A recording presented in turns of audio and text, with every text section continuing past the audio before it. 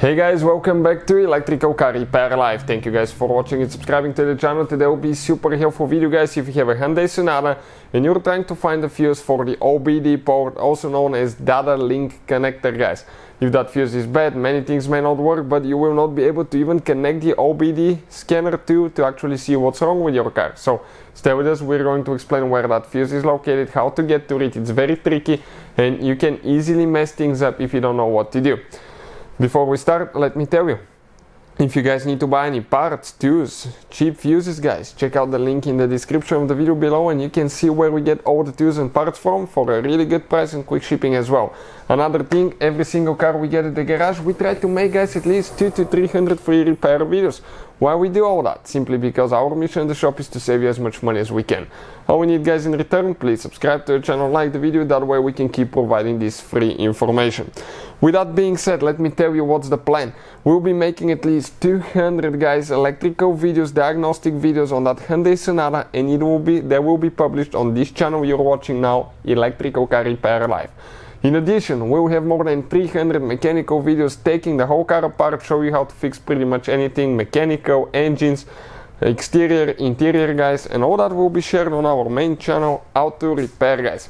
On this channel, guys, we have helped more than 100 million people. Check it out, guys, we have so much helpful information that can save you so much money. So with that being said, this is the Hyundai, okay, this is the Hyundai Sonata 2013 model. What we need to do, open the fuse box. We have the fuse box right here. How we do that? Press here, that tab, this tab. You need to squish and pull up. Pretty simple, right? Now we need to get the fuse puller, okay, right here, squish, pull it out, okay?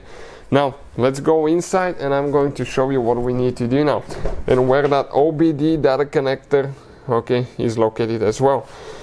So right here, guys, okay, we need to go underneath, okay, by the steering wheel. Okay, you can see on that Hyundai Sonata, we come by the steering wheel, we come underneath it, okay, and your OBD connector, okay, is right here.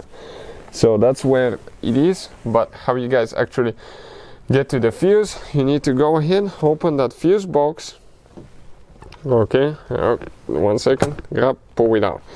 Now we have only one fuse, guys, okay, that we need to check, and that fuse, it's a little bit tricky. It's known as room LP. Okay, let me just focus there quickly. Perfect, like that.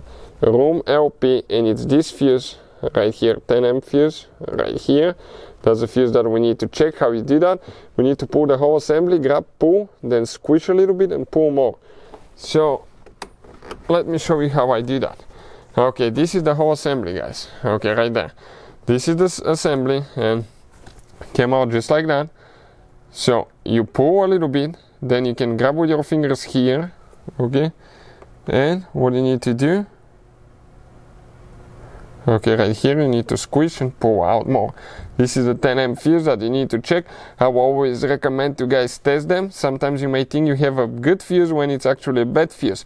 Takes only a few seconds actually to test a good fuse, and I'll put the link to a video that explains how to do that really easy. Always test them, because let's say you think you have a good fuse but actually it's a bad fuse, you put it in and things still don't work, you start putting more and more money and time into your car, when all you had to do just replace the fuse, guys.